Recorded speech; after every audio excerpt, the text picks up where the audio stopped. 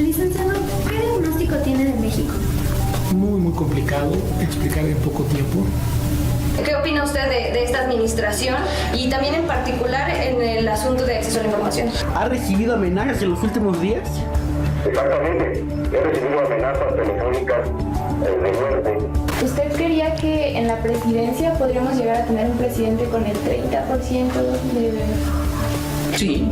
Sí, y está en las reglas de la democracia.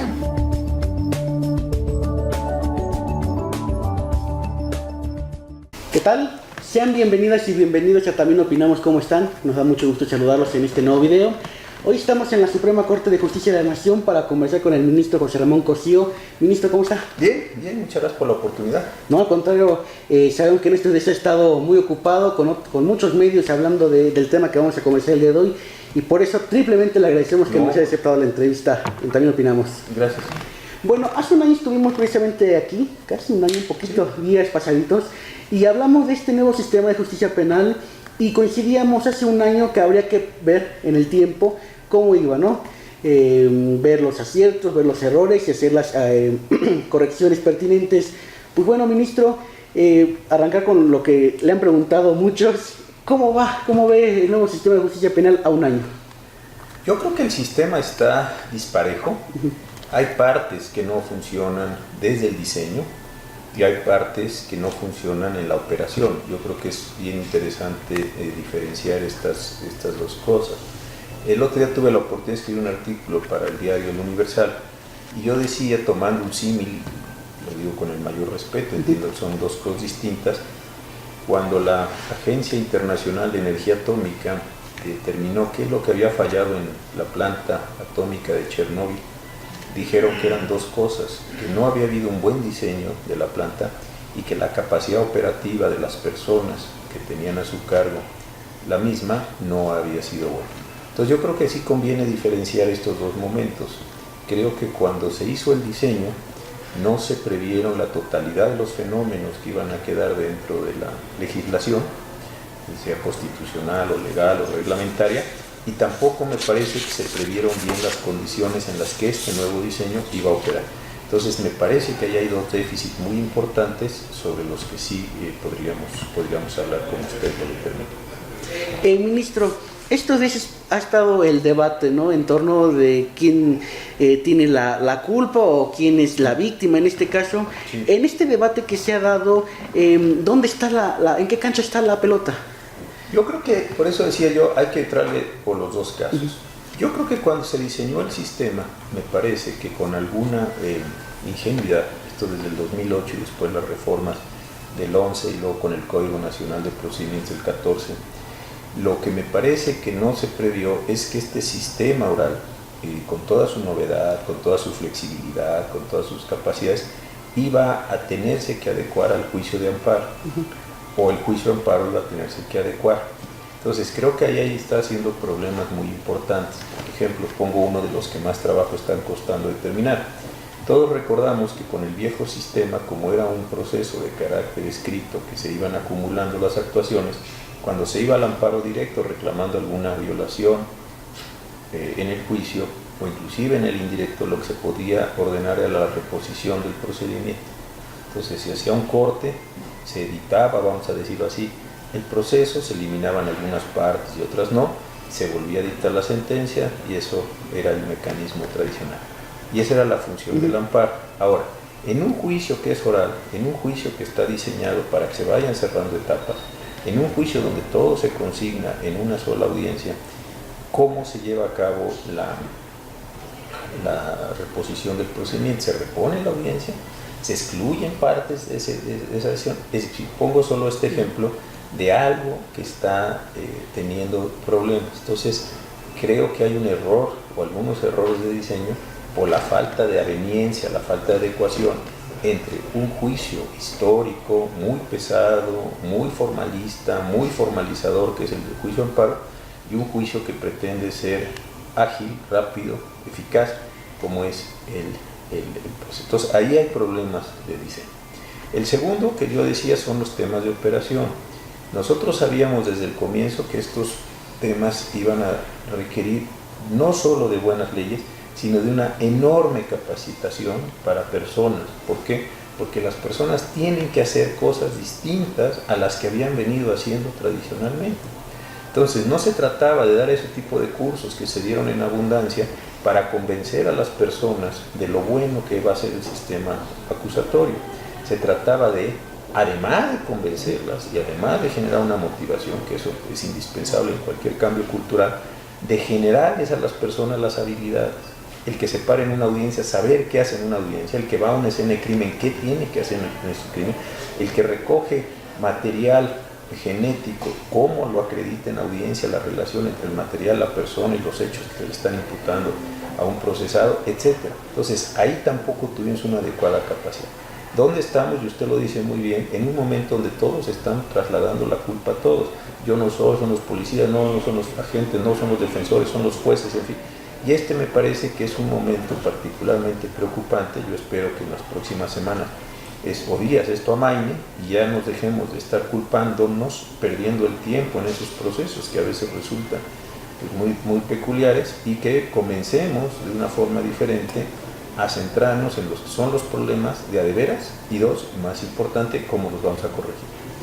Ministro, nos ha dicho un poco las fallas, las deficiencias que se han visto en este proceso, en este año. Algo que nos pudiera comentar sobre qué fortalezas, algo que sí no pudiera, en el debate pudieran ahí echarle mala tierra, sino algo que sí estuviera en su punto que va bien de este nuevo sistema. Pues yo creo que la parte judicial y particularmente la federal ha ido bien. ¿Por qué razón? Pues porque nosotros como Poder Judicial creo que sí se tomaron las medidas, creo que sí hubo una capacitación, creo que sí se generaron las instancias, creo que otras entidades federativas están teniendo buenos procesos penales desde el punto de vista del juez. Entonces eso yo creo que es una parte importante de algunos beneficios. Y creo que esto que surgió la semana pasada con una sentencia muy comentada de la Suprema Corte, hay quien la apoya y hay quien no la apoya, en fin, eso ya es posición de cada cual. Creo que sí también ha habido una idea de un debate, es decir, cosas que imaginamos que el sistema iba a hacer, el nuevo sistema, o no iba a hacer, que se imaginaron, no están sucediendo o están sucediendo. Y eso me parece que ha sido interesante en términos positivos, de al menos decir, bueno, pongámonos a hablar, pongámonos a revisar, pongámonos a discutir, y no simplemente dejamos que las cosas sigan transcurriendo pues sin ningún horizonte de solución. Ministro, en ese tenor que estaba mencionando, hace unos días usted dijo en el periódico La Jornada que, bueno, convocaba un pacto de Estado, convocaba a los tres poderes para precisamente ir solucionando estas problemáticas. Y también se aúna esto con diversas declaraciones que ha habido, ¿no? Y usted también ha hecho el llamado a que no politizar el asunto. ¿Sí ve factible, sí ve buena fe de este pacto que ha convocado, que se realice?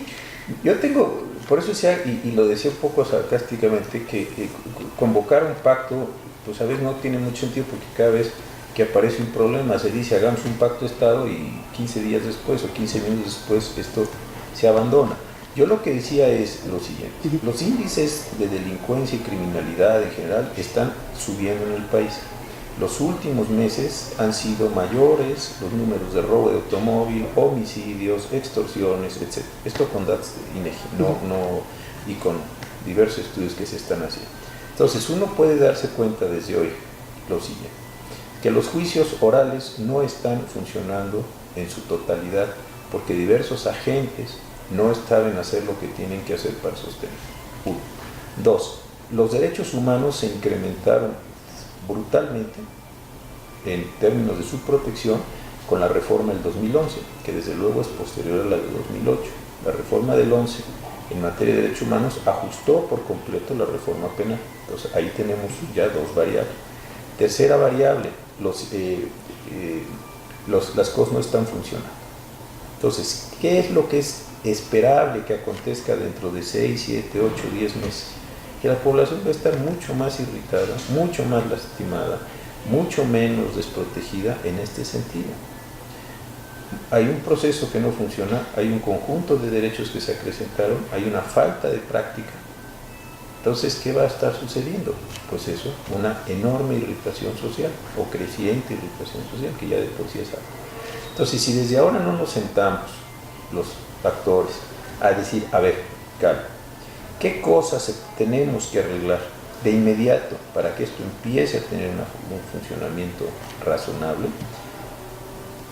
Pues entonces las cosas van a ir a peor, y a peor, y a peor, y a peor, porque esto es un camino, un proceso que está en marcha y no se puede detener, porque los crímenes se siguen cometiendo, los procesos tienen que seguirse abriendo.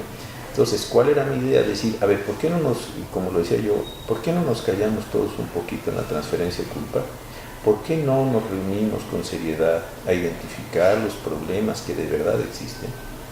¿Y por qué no establecemos un programa de emergencia para tratar de generar las habilidades y los ajustes que son necesarios?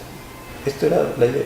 Entonces, ¿por qué? Porque si no vamos a entrar dentro de ya pocos meses a las campañas electorales, se va a convertir parte del discurso en la mala seguridad, en las malas prisiones, sí, pero eso es discursivo, eso tiene como función obtener votos de la ciudadanía, no tiene como función corregir problemas.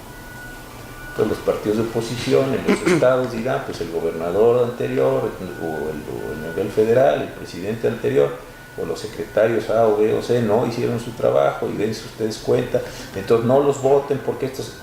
Si nos quedamos en ese plano puramente electoral, o electorero inclusive, lo digo con algún desprecio, la cosa no va a funcionar. Esto se requiere decir, sentémonos, preparémonos, capacitémonos y actuemos. Y eso sí requiere un acuerdo, es decir, cuando menos esta materia, corrijámosla, que sea parte del debate político, que sea todo lo que se quiera, pero que haya un cuerpo profesional y profesionalizador o profesionalizante de los que tienen que hacer cosas. De otro modo, yo en un año que nos volvamos a reunir, ustedes y yo, vamos a decir, ¿y cómo fueron las cosas? Pues simplemente a peor. Ministro, ayer estuvo en algún medio de comunicación una entrevista y mencionó, perdón, a grosso modo, el tema del... el tema, bueno, de que hay algún delito que luego se hace mediático, ¿no? Y hay tres componentes. Sin duda, la ley garantiza la presunción de inocencia, pero también están estos medios de comunicación que luego lo hacen masivo y la opinión pública ya condena que es culpable o condena que es inocente, y está este nuevo sistema de justicia penal. ¿Cómo se une en ese trinomio y cómo coadyuva o cómo perjudica a la justicia en ese sentido del nuevo sistema? Bueno, lo que pasa es que la sociedad, digamos, en toda sociedad los asuntos judiciales pues son importantes, ¿no? ¿Quién está en la cárcel? ¿Quién no? ¿Por qué delitos? ¿A quién se persigue? ¿A quién se condena? Etcétera. Entonces, en un mundo de medios tradicionales más redes sociales, es bastante obvio que se va a potencializar. La gente tomará partido por A o por B o por C, la gente emitirá sus condenas. Yo creo que ese no es un fenómeno controlable.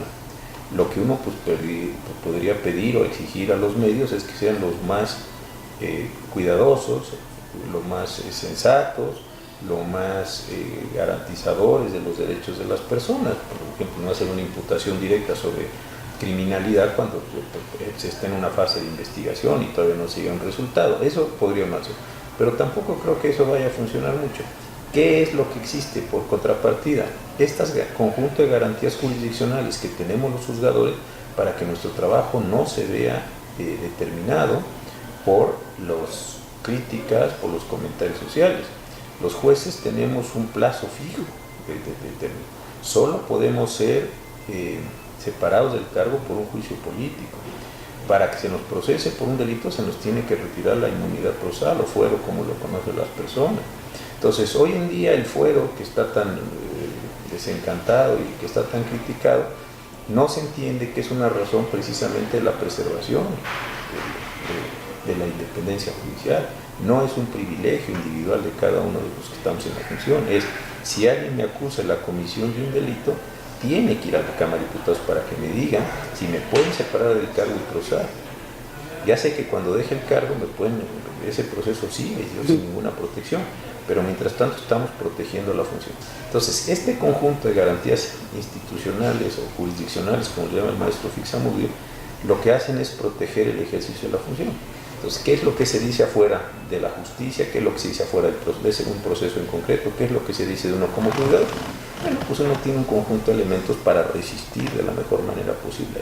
Este es lo que me parece que el sistema garantiza, no callar a la sociedad en términos de sus críticas o comentarios, sino proteger a los jueces para que los jueces tomen sus decisiones con la mayor calma, con la mayor objetividad, dentro de los parámetros de lo que se ha definido en el mundo moderno y en particular en el momento presente como racionalidad jurídica, que no es una categoría objetiva, permanente, inmutable, sino es una categoría histórica que se va ajustando con las distintas épocas. Ministra, hay un tema igual polémico con este nuevo sistema, el tema de los delitos no graves. Ayer conversábamos con algunos compañeros que vamos a estar con usted y un grupo de compañeras que son feministas nos decían, bueno, es que hay delitos como el abuso, el acoso y demás que no son graves, y eso en ese sentido, ese sector pues no le parece. ¿Qué diría ante pues los señalamientos que ha habido, no nada más de esto, sino en general que a unos no les parece o que lo ven con alguna suspicacia? Yo creo que efectivamente en una sociedad tan plural, tan diferenciada como la nuestra, pues las personas quisieran que sus propias representaciones, que sus propios intereses constituyeran o estuvieran protegidos de tal manera que aquel que los afectara constituyera un delito. Entonces, ciertas comunidades, las de igual de qué tipo, les gustaría que los actos que se cometieran contra ellos, o contra sus creencias, o contra sus valores, adquirieran la posibilidad, insisto, de ser castigados. Voy a poner dos ejemplos muy simples. Uno es el que usted dice, para ciertos colectivos feministas les gustaría que distintas formas de agresión de género se constituyan delito. Y por otro lado, las personas que consideran que la vida comienza con el momento de la concepción, etc., les parecería muy razonable que estuviera castigada cualquier forma de interrupción del embarazo, por poner dos extremos ideológicos en el caso concreto. ¿Qué es lo que sucedió con la reforma penal? La reforma penal de 2008 dijo, solo estos delitos, todos estos delitos van a ser castigados, pero solo este grupo particular de delitos va a meritar que las personas, en lo que llegan a ser sentenciadas, como culpables o como inocentes, sean llevados en prisión. Todos los demás, las personas van a poder estar en prisión siempre que satisfagan determinado tipo de requisitos. Entonces, ¿qué hizo el constituyente? Imaginó cuáles eran en ese momento delitos muy graves para él. Violación o crimen organizado, violencia con armas y explosivos, etcétera, para decir solo estos. Cuando se hace el Código Nacional de Procedimientos, se hace lo mismo. ¿Por qué? Porque hay una remisión del artículo 19 a la ley. Entonces, ¿qué hizo el legislador ordinario? Dijo, y también los que tengan que ver con sabotaje, terrorismo, etcétera, y algunos delitos contra la salud. Estupendo. ¿Qué pasa entonces? Que el resto de los delitos no ameritan que uno esté en la cárcel o en la prisión mientras uno está siendo procesado.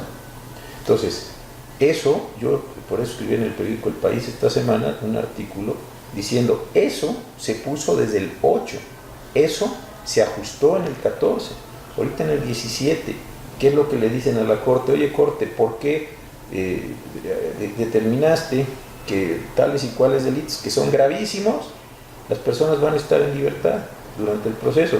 Pues porque es lo que me dice la Constitución y la ley. Creo que haría muy mal la Corte y la ciudad en proponer la Corte lo que a juicio de nosotros 11 nos parecen que son los delitos, y creo que haría muy mal la Corte suponer que porque la sociedad está pidiendo cosas le hace decir al texto lo que expresamente no dice. Entonces, si alguien podría decir, ¿y por qué no pusieron el delito? Los ganaderos les parecerá muy sensato que el abigeato esté establecido. A los ecologistas les parecerá muy sensato que ciertas formas de deforestación o afectación al medio esté. Bueno, entonces ya no hay delitos que puedan estarse en libertad, porque prácticamente todo el mundo tiene una posición. Y lo que sí, insisto, es muy grave es que nosotros como ministros empezáramos a pensar que un número creciente de conductas o de delitos tipificados así tendrían que tener esta condición. Yo no soy partidario de eso. Aquí sí creo que hay una autorrestricción y primero una restricción constitucional y segundo una autorrestricción de nosotros de estar inventándolo, porque sería muy peligroso que los ministros digan, ese delito sí y estos delitos. ¿Con base en qué? Si hay una determinación constitucional y una determinación legal. Ministro, esto que nos comenta hace pie que le pregunte, lo que es un año igual le preguntábamos aquí, la Corte con este escenario que plantea y con otros que posiblemente ha habido, ¿está entre la espada y la pared? Sí, yo creo que eso que plantea usted es muy correcto y lo habíamos platicado el año pasado, efectivamente. ¿Por qué lo estamos? Porque a nosotros nos dijeron como jueces, ustedes van a llevar procesos penales. Perfecto, esa es una forma de. Y dos, a otros jueces nos dijeron, y ustedes van a vigilar que en esos procesos penales se satisfagan a cabalidad los siguientes derechos humanos. Primero los de la Constitución, que los modificaron, y después todos los que están contenidos en los tratados internacionales. ¿Qué hace entonces un juez cuando le llega un proceso? El juez de amparo no revisa si es culpable o inocente la persona. El juez de amparo revisa si los derechos humanos de quien vino al juicio quedaron o no quedaron garantizados. Entonces, claro, se vuelve uno una persona que dice, no se acreditó tal cosa, o sí se acreditó tortura, o lo que sea, quítenle valor a esas pruebas, o de plano liberen a la persona, etcétera, porque no se pudo acreditar nada en su proceso, y eso lo que está significando es también una crítica muy importante al Poder Judicial. Da la impresión que los jueces somos unas personas insensibles, que no nos damos cuenta qué está pasando allá afuera en la realidad, y desde luego que lo sabemos, pero el mandato que se nos dio a nosotros es proteger garantía. Como el mandato que se los dio a los ministerios públicos es sostener sólidas acusaciones en las audiencias, como el mandato que se le da jurídicamente a los policías es llegar y preservar escenas de crimen, etc. Cada quien tiene que entender cuáles son sus funciones y potenciarlas. Haría yo muy mal tratándome yo de sustituir en un policía o en un fiscal. Haría muy mal el fiscal tratándose de sustituir en un ministro. ¿De acuerdo? Cada uno tenemos nuestros roles y cada uno los tenemos que desempeñar a plenitud. Ministro, usted aparte de ser ministro y miembro del Colegio Nacional, es profesor en el ITAM y bueno, usted convive con muchos próximamente abogados. ¿Cómo ve la mente ahí de los estudiantes? ¿Les parece bien este nuevo sistema? ¿Lo cuestionan? También preguntarle en ese mismo tenor, ya para ir aterrizando la entrevista, pues en su nicho que está ahí, ¿sí ve que se estén preparando los abogados para este nuevo sistema? No, esa es también muy buena pregunta. Yo creo que muchos de los colegios y facultades, institutos, en fin, en esta pluralidad de colegios, que ya vamos para llegar a los 1750 o estamos en esa cifra, lo cual también es un desorden de la profesión completa. También luego por eso tenemos gente que tiene cédula y título profesional y no tiene la menor idea del derecho, pero en fin, ese es otro tema que otro día platicamos. Venga. Pero lo que yo también observo es que muchos colegios y universidades, etcétera, no han hecho las adecuaciones a planes y programas de estudio. Consecuentemente siguen enseñando el sistema inquisitivo como si estuviera vigente. Claro que pasa cuando la chica salen de la universidad, pues se dice, pues la realidad pues mera coincidencia, lo que me enseñaron en la red es mera coincidencia. ¿Por qué? Porque nunca me enseñaron habilidades forenses, a pararme, a discutir, a presentar, a interrogar, a contrainterrogar. Esto no saben. Entonces, ahí también hay un problema muy serio. Otros sectores de la población no se han actualizado. El que salió hace unos años, pues estudió el sistema viejo como era razonable. Pero hoy en día esa persona debía tener un conjunto de habilidades diferenciadas para investigar, para conocer esto. Y eso creo que la profesión empieza a moverse en algunas escuelas, en otras ni siquiera se han enterado desafortunadamente de que esto está cambiando o ya cambió. Ministro, para cerrar la entrevista, con todo esto que hemos comentado y resumiendo todo lo bueno y lo malo, en su percepción, ¿la ciudadanía sí puede confiar en este nuevo sistema de justicia penal o todavía debe estar desconfiada? Yo creo que la ciudadanía en este momento en que estamos se tiene que interesar mucho. No en un sentido crítico de que simplemente y muy comprensible de desesperación, sino la ciudadanía también tiene que participar cuando se aplica la calidad de víctima o ofendido con sus abogados, etcétera, para tratar de coadyuvar, como se decía antes, con el fiscal en esto. Creo que la ciudadanía no puede dejarle en este momento toda la carga de la probanza, etcétera, al fiscal. ¿Por qué razón? Porque no se están dando abasto, porque les faltan cosas. Entonces, si alguien quiere, pues creo que tiene que llevar a su abogado, tiene que tratar de empujar la cuestión, tiene que ayudar a sostener esto, que en principio no nos debería tocar, porque hay un monopolio del ejercicio de la acción con el Ministerio Público, así es. Pero insisto, en estas épocas de tránsito, una ciudadanía actuante es una ciudadanía indispensable. Pues ministro José Ramón Cosío, le agradecemos que nos haya recibido por segunda vez aquí en la Suprema Corte conversar sobre este tema fundamental e importante para México, para los jóvenes y para todos. Y pues atrasadamente, felicidades por el Día del Abogado. Igualmente a usted y a todos los compañeros y compañeras que nos ven en Venga, el pues muchas gracias por vernos aquí en También Opinamos y estamos aquí en la próxima. Licenciado, ¿qué diagnóstico tiene de México? Muy complicado explicar en poco tiempo. ¿Qué opina usted de esta administración y también en particular en el asunto de acceso a la información? ¿Ha recibido amenazas en los últimos días? Exactamente. He recibido amenazas telefónicas de muerte. ¿Usted creía que en la presidencia podríamos llegar a tener un presidente con el 30% de... Sí, y está en las reglas de la democracia.